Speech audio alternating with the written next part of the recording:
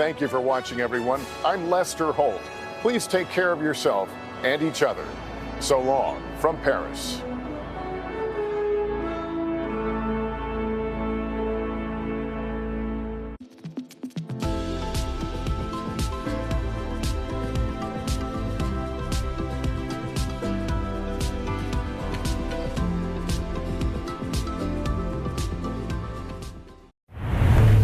KUAM TV8, first on Guam.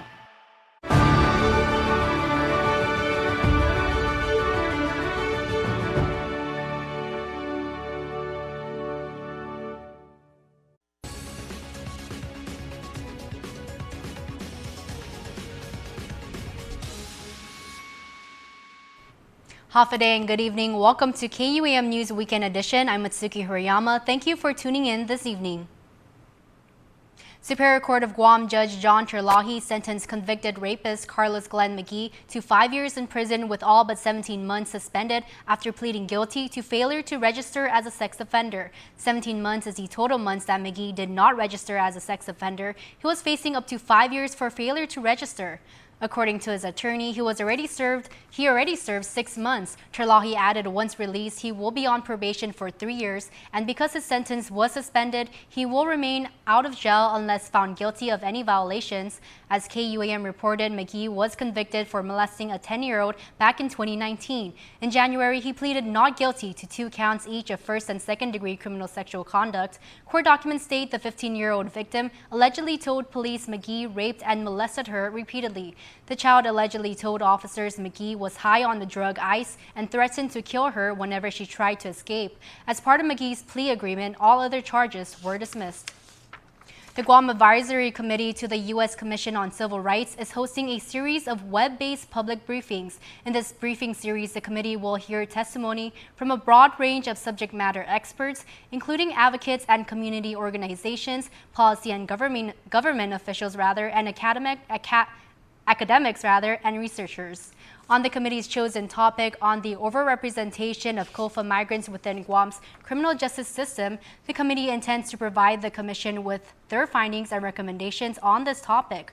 The first briefing will be on advocates and community organizations and will be held on Wednesday, August 14th from 9:30 to 11:30 a.m. Members of the public will be invited to speak during an open comment period towards the last 15 minutes of each panel. Members of the public are encouraged to share their experiences and perspectives on the issue.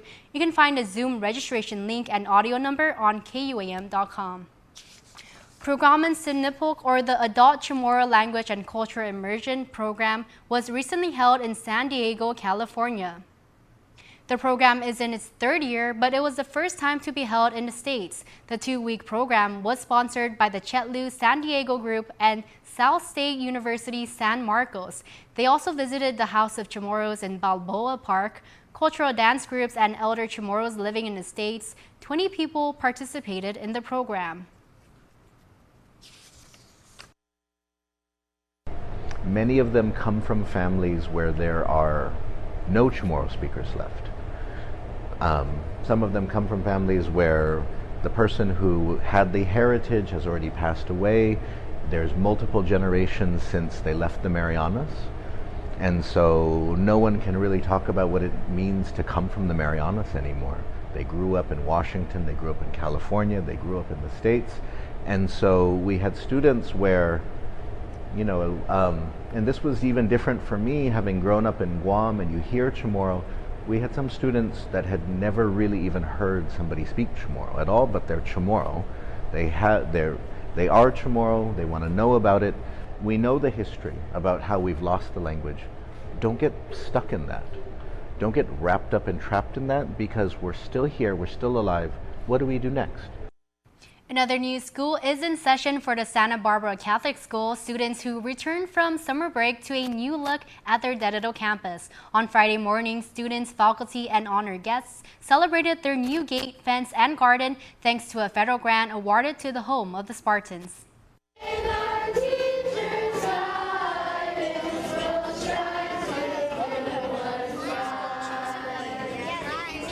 students returning back to school to a new look at the home of the Spartans. A sturdy new gate and fence surrounds the Santa Barbara Catholic School in Dededo. It's a huge upgrade from their formerly corroded chain link fence. Principal Maria Rosario Gate gives the welcoming remarks during a blessing ceremony Friday. Yesterday, we opened school year 2024-2025. And I witnessed the excitement of our students and parents as they entered through our brand new gates, ready to begin their educational journey with us. As they paused to take pictures in front of our new facade and around the campus, I couldn't help but smile and thank our loving God for all the blessings our school has received, especially as we mark our 74th anniversary this year. The gate and fence was funded through FEMA's nonprofit security grant thanks to Guam Homeland Security Mitigation Officer Ronald Obispo. So today we're completing a project, but not just a gate and a fence. What we're doing is we're providing security and safety for you guys. That also represents the dedication of all the faculty, staff, and your school administrators in ensuring that you have that safety and security when you come to school. For your parents, that's enhanced confidence that when you drop your kids in the morning, you don't have to worry about them because they're safe. The school also honored a grandparent of a student for his part in building the safer enclosure. We are deeply grateful also to DLR Corporation under the leadership of its president, Mr. Robert De Los Reyes, for their hard work and dedication in constructing the gate and fence. Archdiocese of Agana Apostolic Administrator Father Romeo Convacar leading the blessing. We pray that all who enter these gates be blessed with health, goodness of heart, and the strength of mind, body, and a nourished spirit. The morning culminated with excited cheers, marking the ceremonial opening of the new gate. 1, 2, 3! Viva Santa Barbara! Viva Catholic Schools on Guam!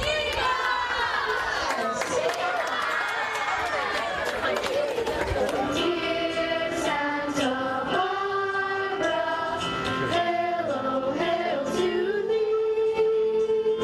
Spread the fame of your sweet name. Hello, hail to thee.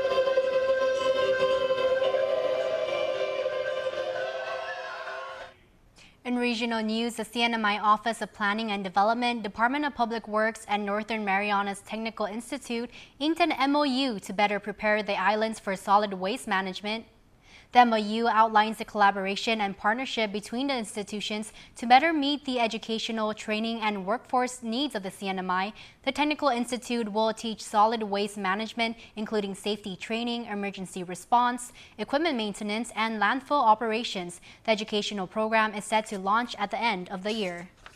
CNMI leaders recently met with senior military officials on Saipan who provided a top-level overview of military projects and activities across the Marianas. The quarterly executive briefing held by Admiral Greg Huffman, Commander of Joint Task Force Micronesia, Admiral Brent DeVore, Commander of Joint Region Marianas, and Brigadier General Christopher Forrett, Commander of Guam Air National Guard. They discussed military training plans, updates on Atinian buildup, and contracting opportunities for CNMI businesses.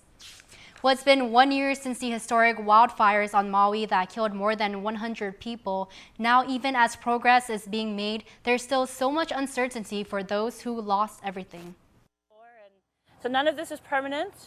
In a way, Uhi Kuhue Kabanting is home, back living on the land she loves. There's some people who will say, you shouldn't be there, you can't be there. And then there are other people who are like, it's your property. Isn't that your right to be there? She evacuated and survived the Maui fire that killed 102 and destroyed 2,200 structures, her home and orchard business among them.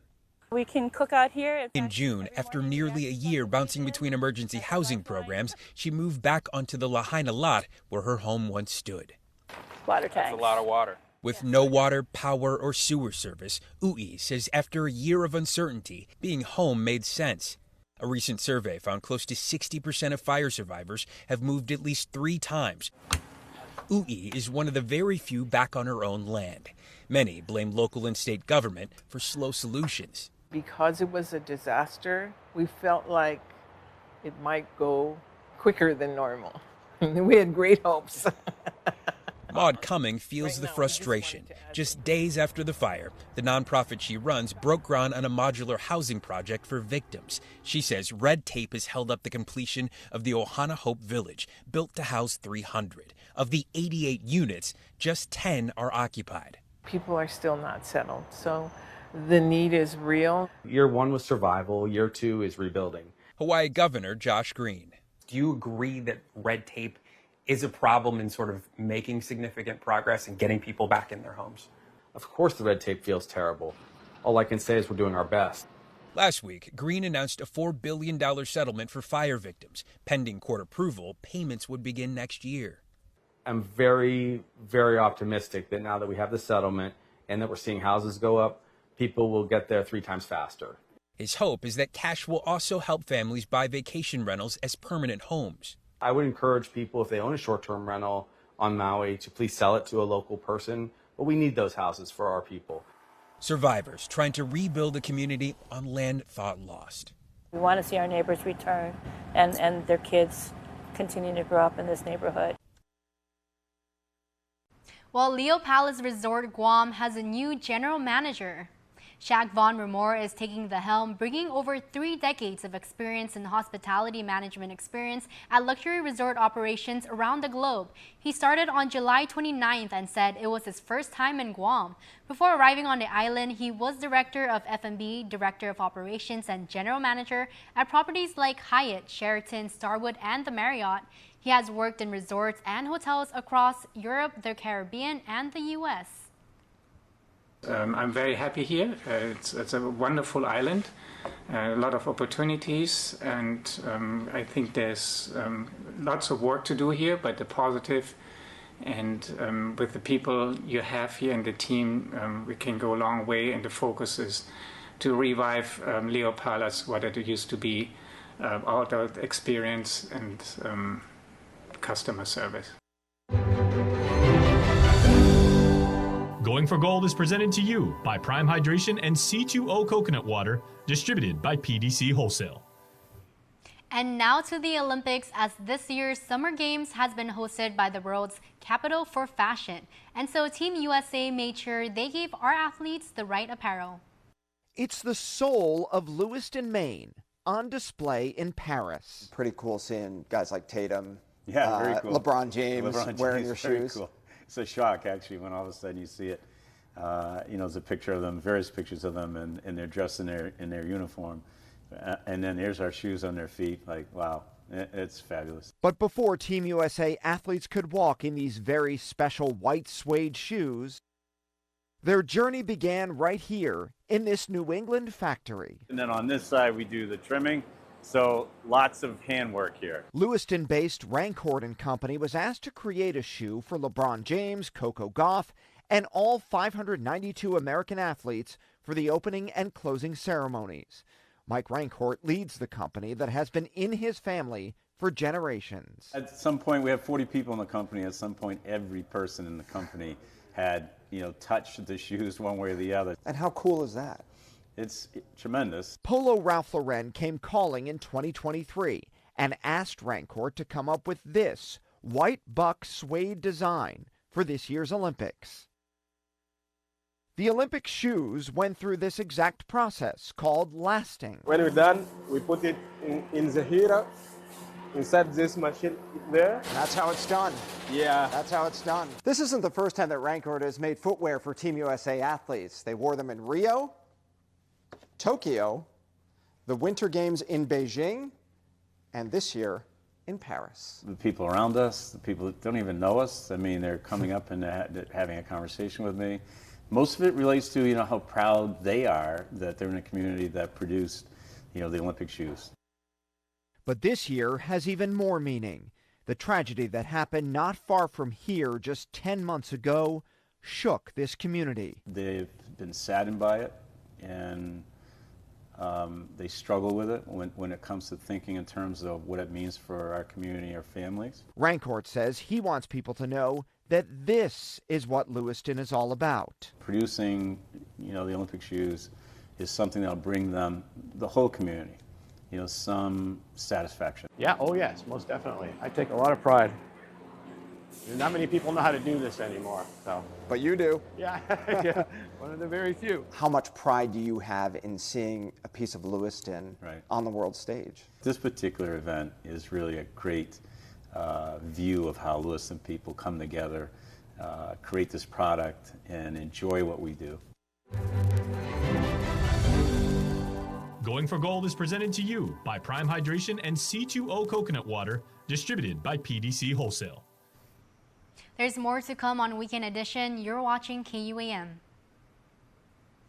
Guam's auto appearance specialist, Elegant Reflections, has been providing the automotive industry with professional detailing and car care products at its highest quality, from complete detailing, full interior detailing, exterior detailing, headlamp restoration, hand washing, seat and carpet shampoo, engine degreasing, undercarriage cleaning, paint sealant, fabric protection, paint oxidation removal, and so much more. Visit us at our new location. Call 646-5555 for an appointment. Elegant Reflections, Guam's auto appearance specialist, over 20 years of experience.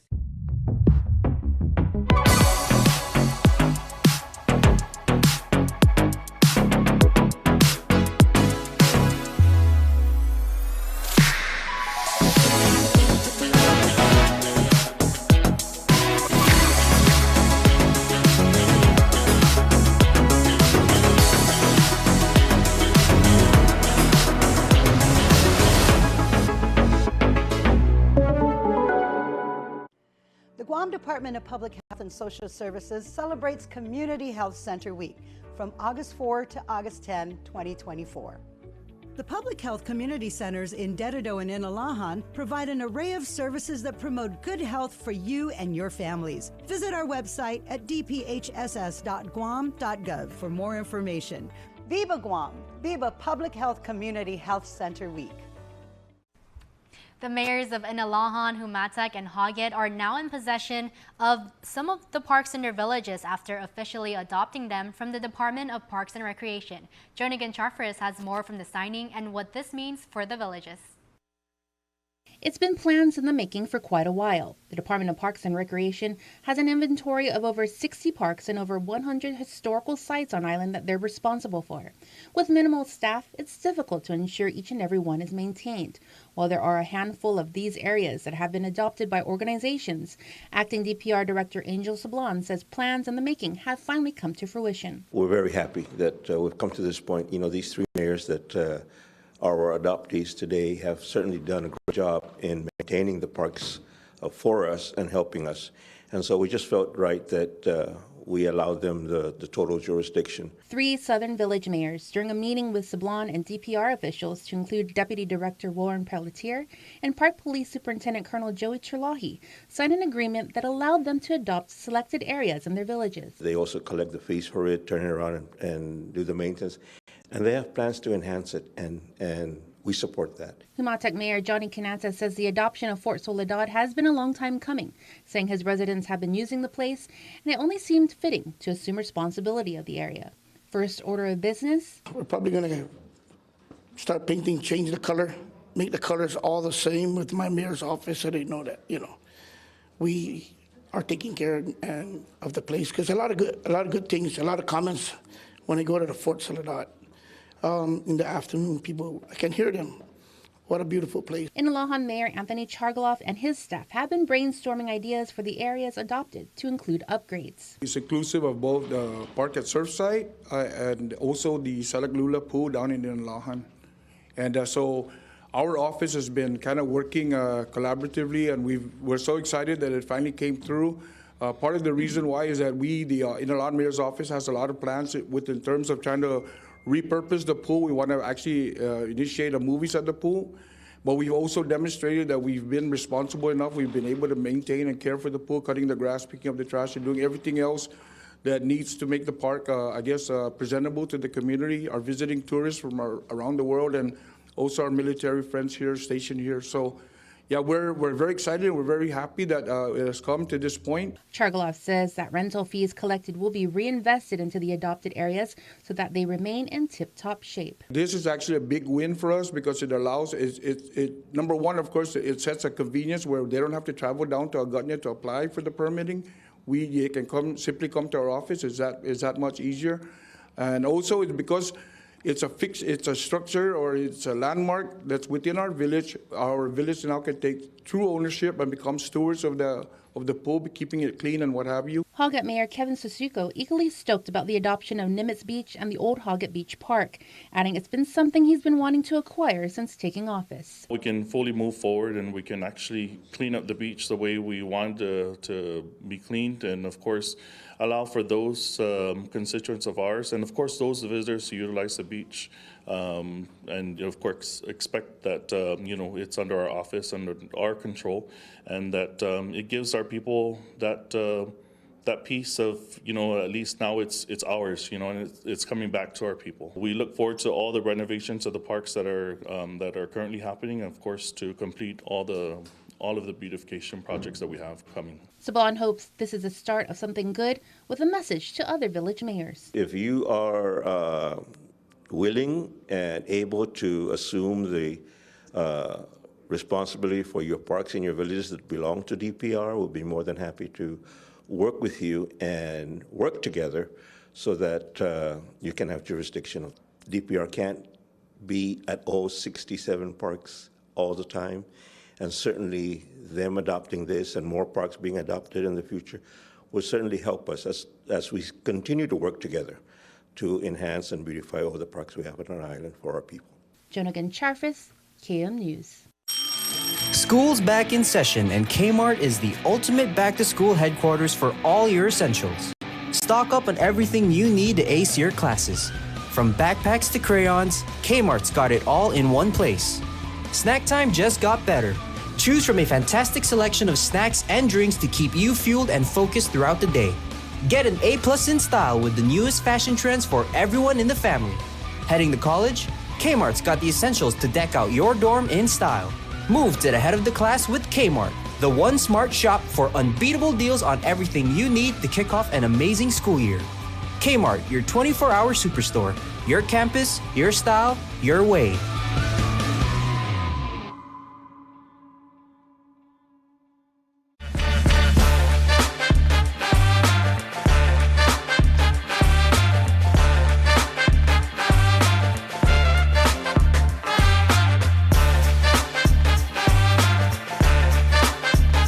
From the group that brought you Joe Coy and Rob Schneider, Guam Comedy brings you the next big Phil-Am comedy sensation, J.R. De Guzman, live on Guam. My family and I, when we first moved here, we lived in a storage unit. That would have been like the most awesome episode of Storage Wars. One show only, Saturday, August 31st at the UOG Calvo Fieldhouse. Your friend, your cousin.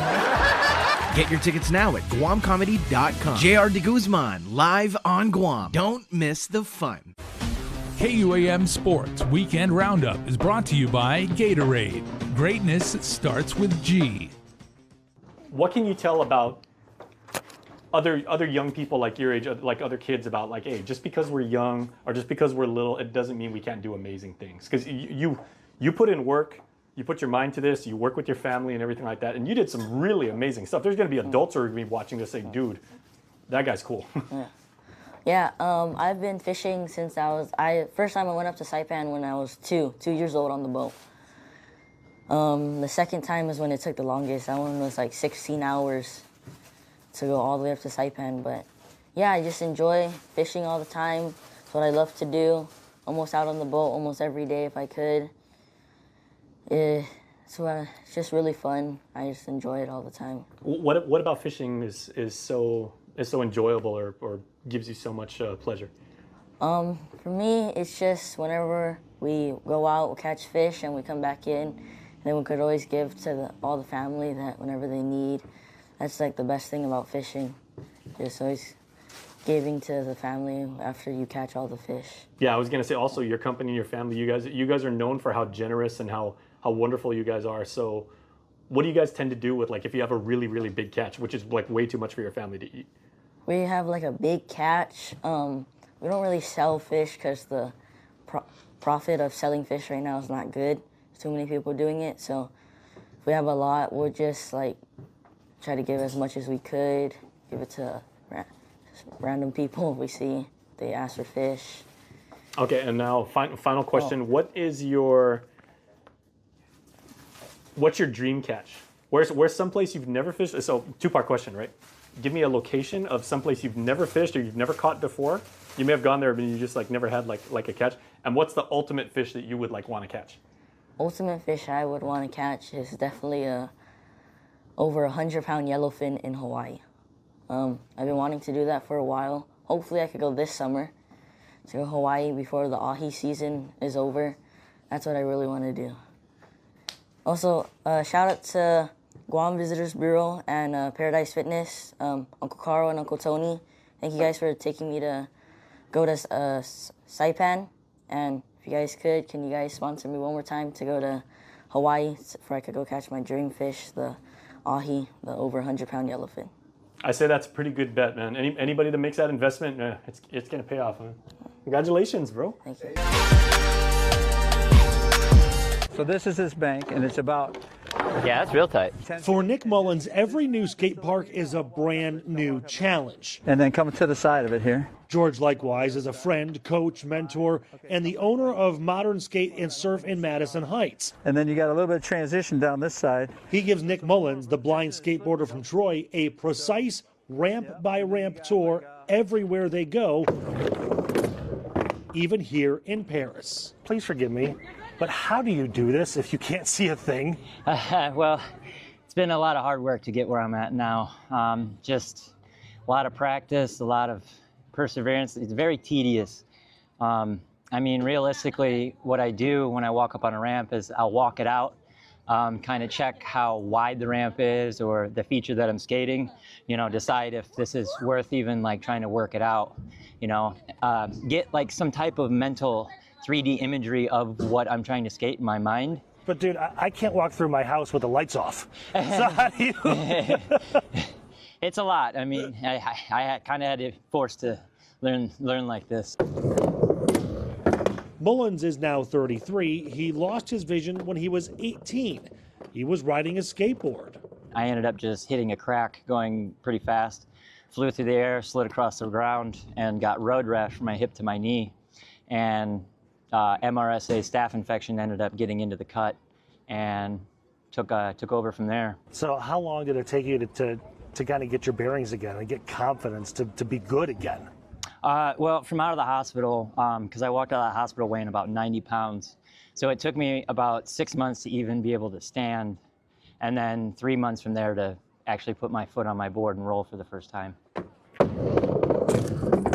He kept rolling on, determined to make it back into the skate park he grew up in. I grew up kind of rough. Didn't really have a lot of family, didn't have a lot of friends. So skateboarding was like that one thing that was my best friend, my everything, you know. It was like home to me. So it's just, it was easy to fall right back into that when in my life, thinking it was falling apart and having nothing. And it was a tool to build me back up to where I am today. And where he is today, Paris, the Olympics, being asked to perform as a symbol of hope with a message of perseverance. You know, you don't know what you're really, you know, capable of until you put yourself there and try. And you can conquer mountains. Just get out there and do it, you know. KUAM Sports Weekend Roundup is brought to you by Gatorade.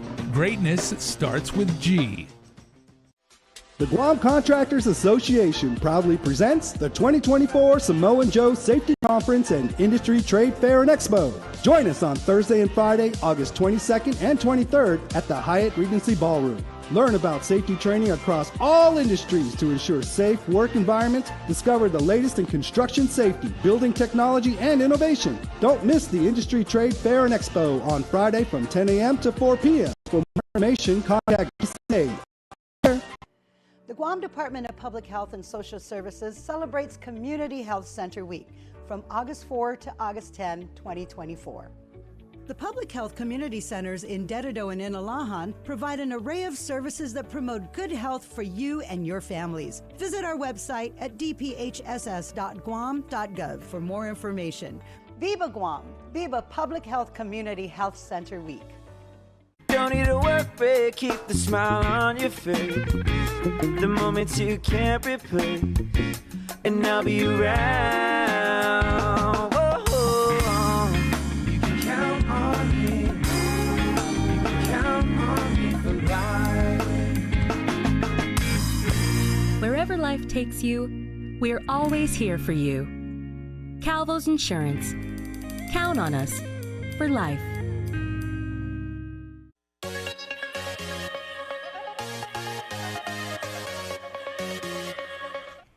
Now to your Code Stone Creamery Birthday Club shout-out submitted on KUAM.com. Saturday weekend birthday love going out to some amazing members of our community. Fana Fred, happy birthday to you. And equally happiest birthday wishes and love to Francie Fred. So we hope that both of you have an amazing Sunday and happy birthday. That's it for us here on Weekend Edition. For more news, go to KUAM.com or visit us at KUAM News on Instagram, Facebook, X, and YouTube. You can also watch us